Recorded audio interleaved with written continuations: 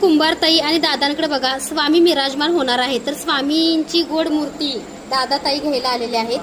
तर स्वामी कृपेने सर्वांना स्वामींचा कृपाशीर्वाद मिळावा हीच मी स्वामींच्या चरणी प्रार्थना करते. आणि स्वामींचे भक्त सेवेकरी खूप घडत आहेत बरं का. कारण कलियुगामध्ये स्वामींची सेवा करणं हे चांगलं आहे म्हणण्यापेक्षा गुरु आपलं कोणीतरी असावं.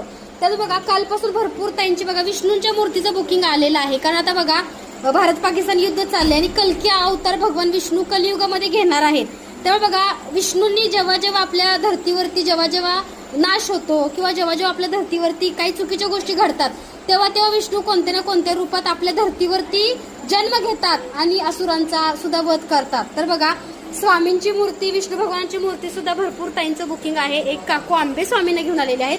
तर स्वामी ताईवरती तुमची कृपा अशीच राहू दे आणि दादांवरती. श्री स्वामी समर्थ.